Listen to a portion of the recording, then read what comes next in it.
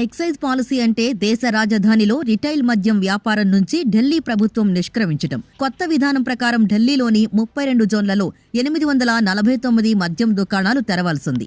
ఒక్కో మండలంలో 27 మద్యం దుకాణాలు ఉండేలా 8 నుంచి 10 వార్డులుగా విభజించారు. ఢిల్లీ ఎక్సైజ్ పాలసీ నిబంధనలకు లోబడి మాల్స్, వాణిజ్య ప్రాంతాలు, స్థానిక షాపింగ్ కాంప్లెక్స్లు మొదలైన వాటిలో మద్యం దుకాణాల్ని తెరవడానికి అనుమతించింది. అనిల్ బైజాల్ ఢిల్లీ లెఫ్టినెంట్ గవర్నర్గా ఉన్నప్పుడు గతేడాది నవంబర్ 17న ఎక్సైజ్ పాలసీని అమలు చేశారు.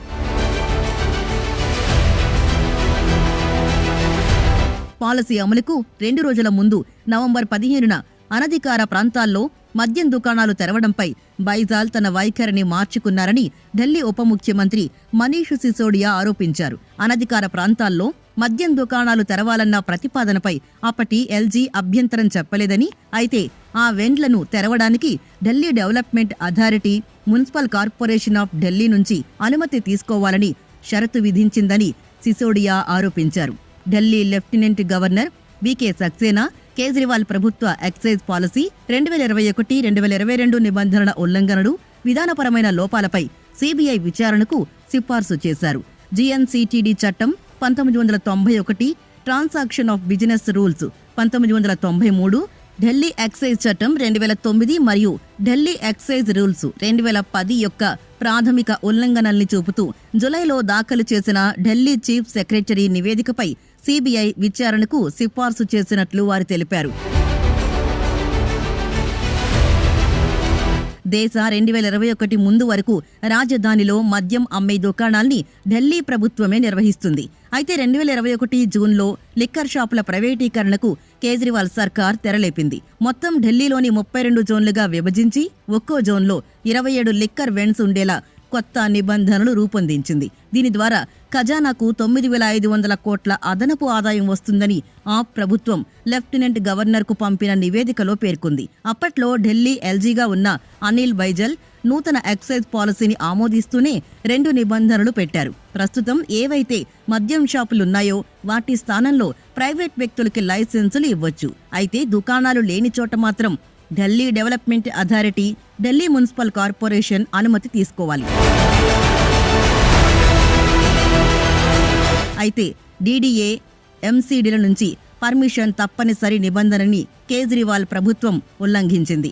ఎంఆర్పీలతో సంబంధం లేకుండా ఇష్టారీతిన ధరలు నిర్ణయించుకునేందుకు లైసెన్స్దారులకు అధికారం ఇవ్వడం, తెల్లవారుజామున 3 గంటల వరకు షాపులు నడుపుకునేందుకు అనుమతితో పాటు డ్రై డేలని 21 రోజుల నుంచి 3 రోజులకు తగ్గించడం వంటివి చేసింది. 2021 నవంబర్లో ఢిల్లీలో కొత్త లిక్కర్ పాలసీ అమల్లోకి వచ్చింది. అయితే దీంట్లో అనేక అవకతవకలు జరిగినట్టు ఆరోపణలు వెల్లువెత్తాయి. మద్యం షాపుల కోసం టెండర్లు వేసిన వారికి లైసెన్స్ ఫీజులో రాయితీలిచ్చినట్టు, కొందరికి పూర్తిగా లైసెన్స్ ఫీజు మాఫీ చేసినట్టు చీఫ్ సెక్రటరీ తన నివేదికలో పేర్కొన్నారు. ఇక కరోనా టైంలో మద్యం అమ్మకాలు లేకపోవడం, 144 కోట్ల ఫీజుని కేజ్రీవాల్ ప్రభుత్వం మాఫీ చేసింది. దీంతో పాటు విదేశీ బీరు అందుబాటులోకి తెచ్చేందుకు వీలుగా కంపెనీలకు ఒక్కో కేసుకు 50 చొప్పున రాయితీ కూడా ఇచ్చినట్టు సీఎస్ తన నివేదికలో పేర్కొన్నారు. ఈ నివేదిక ఆధారంగానే lieutenant governor VK Saxena Delhi liquor policy కుంభకోణంపై సీబీఐ విచారణకు సిఫార్సు చేశారు. ఢిల్లీ విద్యాశాఖతో పాటు ఎక్సైజ్ శాఖ మంత్రిగా ఉన్న మనీష్ సిసోడియాని ఈ కుంభకోణంలో ప్రధాన నిందితుడిగా సీబీఐ పేర్కొంది. ఆయనతో పాటు అప్పటి excise commissioner Arava Gopikrishna, deputy excise commissioner AK Tiwari, assistant excise commissioner Pankaj భట్నాగర్లతో పాటు మరో 9 మంది వ్యాపారవేత్తల్ని నిందితులుగా ఎఫ్ఐఆర్లో చేర్చింది. ఐపీసీ సెక్షన్ 120B, 477A, అవినీతి నిరోధక చట్టంలోని సెక్షన్ 7 కింద సీబీఐ అభియోగాలు నమోదు చేసింది. మద్యం విధానంలో క్విడ్ ప్రోకో జరిగిందని ఆరోపించింది. ఎక్సైజ్ అధికారులు, రాజకీయ నేతలకు కోట్ల రూపాయల ముడుపులు అందినట్టు పేర్కొంది. సిసోడియాకు కుడిభుజమైన దినేష్ అరోరా అనే వ్యక్తికి చెందిన రాధా ఇండస్ట్రీస్ ఖాతాలకు ₹1 కోటి ముడుపులు అందినట్టు సీబీఐ సాక్ష్యాలతో బయటపెట్టింది. లిక్కర్ స్కామ్ ప్రకంపనలు అసలేంటి కదా? దేశ రాజధానిలో మద్యం అమ్మే దుకాణాల్ని ఢిల్లీ ప్రభుత్వమే నిర్వహిస్తుంది. అయితే 2021 జూన్లో లిక్కర్ షాపుల ప్రైవేటీకరణకు కేజ్రీవాల్ సర్కార్ తెరతీసింది. మొత్తం ఢిల్లీని 32 జోన్లుగా విభజించి ఒక్కో జోన్లో 27 లిక్కర్ వెండ్స్ ఉండేలా నిబంధనలు రూపొందించింది. దీని ద్వారా ఖజానాకు 9,500 కోట్ల అదనపు ఆదాయం వస్తుందని ఆ ప్రభుత్వం లెఫ్టినెంట్ గవర్నర్కు పంపిన నివేదికలో పేర్కొంది. అప్పట్లో ఢిల్లీ ఎల్జీగా ఉన్న అనిల్ బైజల్ నూతన ఎక్సైజ్ పాలసీని ఆమోదిస్తూనే 2 నిబంధనలు పెట్టారు. ప్రస్తుతం ఏవైతే మద్యం షాపులున్నాయో వాటి స్థానంలో ప్రైవేట్ వ్యక్తులకి లైసెన్సులు ఇవ్వొచ్చు. అయితే దుకాణాలు లేని చోట మాత్రం Delhi development authority, Delhi municipal corporation అనుమతి తీసుకోవాలి. అయితే డీడీఏ, ఎంసీడీల నుంచి పర్మిషన్ తప్పనిసరి నిబంధనని కేజ్రీవాల్ ప్రభుత్వం ఉల్లంఘించింది. ఎంఆర్పీలతో సంబంధం లేకుండా ఇష్టారీతిన ధరలు నిర్ణయించుకునేందుకు లైసెన్స్ దారులకు అధికారం ఇవ్వడం, తెల్లవారుజామున 3 గంటల వరకు షాపులు నడుపుకునేందుకు అనుమతితో పాటు డ్రై డేల్ని 21 రోజుల నుంచి 3 రోజులకు తగ్గించడం వంటివి చేసింది. 2021 నవంబర్లో ఢిల్లీలో కొత్త లిక్కర్ పాలసీ అమల్లోకి వచ్చింది. అయితే దీంట్లో అనేక అవకతవకలు జరిగినట్టు ఆరోపణలు వెల్లువెత్తాయి. మద్యం షాపుల కోసం టెండర్లు వేసిన వారికి లైసెన్స్ ఫీజులో రాయితీలు ఇచ్చినట్టు, కొందరికి పూర్తిగా లైసెన్స్ ఫీజు మాఫీ చేసినట్టు తన నివేదికలో పేర్కొన్నారు చీఫ్ సెక్రటరీ. అంతేకాదు, విదేశీ బీరు విచ్చలవిడిగా ప్రవేశించడానికి వీలుగా కంపెనీలకు ఒక్కో కేసుకు 50 చొప్పున రాయితీ కూడా ఇచ్చినట్టు సీఎస్ తన నివేదికలో పేర్కొన్నారు. ఈ నివేదిక ఆధారంగానే lieutenant governor VK Saxena Delhi liquor policy కుంభకోణంపై సీబీఐ విచారణకు సిఫార్సు చేశారు. ఢిల్లీ విద్యాశాఖతో పాటు ఎక్సైజ్ శాఖ మంత్రిగా ఉన్న మనీష్ సిసోడియాని ఈ కుంభకోణంలో ప్రధాన నిందితుడిగా సీబీఐ పేర్కొంది. ఆయనతో పాటు అప్పటి excise commissioner Arava Gopikrishna, deputy excise commissioner AK Tiwari, assistant excise commissioner Pankaj భట్నాగర్లతో పాటు మరో 9 మంది వ్యాపారవేత్తల్ని నిందితులుగా ఎఫ్ఐఆర్లో చేర్చింది. ఐపీసీ సెక్షన్ 120B, 477A అవినీతి నిరోధక చట్టంలోని సెక్షన్ 7 కింద సీబీఐ అభియోగాలు నమోదు చేసింది. మద్యం విధానంలో క్విడ్ ప్రోకో జరిగిందని ఆరోపించింది. ఎక్సైజ్ అధికారులు, రాజకీయ నేతలకు కోట్ల రూపాయల ముడుపులు అందినట్టు పేర్కొంది. సిసోడియాకు కుడిభుజమైన దినేష్ అరోరా అనే వ్యక్తికి చెందిన రాధా ఇండస్ట్రీస్ ఖాతాలకు ₹1 కోటి ముడుపులు అందినట్టు సాక్ష్యాలతో బయటపెట్టింది సీబీఐ.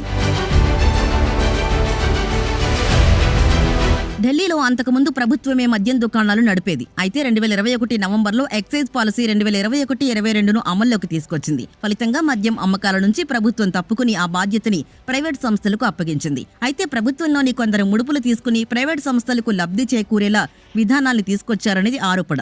ఈ విషయాన్ని 2022 జులైలో కొత్తగా నియమితులైన ఢిల్లీ ప్రధాన కార్యదర్శి నరేష్ కుమార్ వెలుగులోకి తీసుకొచ్చారు. ఈ ఆరోపణలపై నాటి ఢిల్లీ లెఫ్టినెంట్ గవర్నర్ సీబీఐ దర్యాప్తుకు ఆదేశించారు. ఈ క్రమంలో 2022 ఆగస్టు 19 మనీష్ సిసోడియాతో పాటు పలువురు అధికారులు, ప్రైవేట్ వ్యక్తులపై సీబీఐ కేసు నమోదు చేసింది.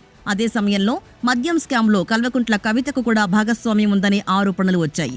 దేశవ్యాప్తంగా ఈడీ నిర్వహించిన సోదాల్లో భాగంగా హైదరాబాద్లోనూ దర్యాప్తు ముమ్మరం చేశారు. తెలంగాణకు రాబిన్ డిస్టిలరీ పేరుతో వ్యాపారం చేసిన రామచంద్ర పిల్లైకి ఢిల్లీ లిక్కర్ స్కామ్తో లింకులున్నట్లు ప్రచారం జరిగింది.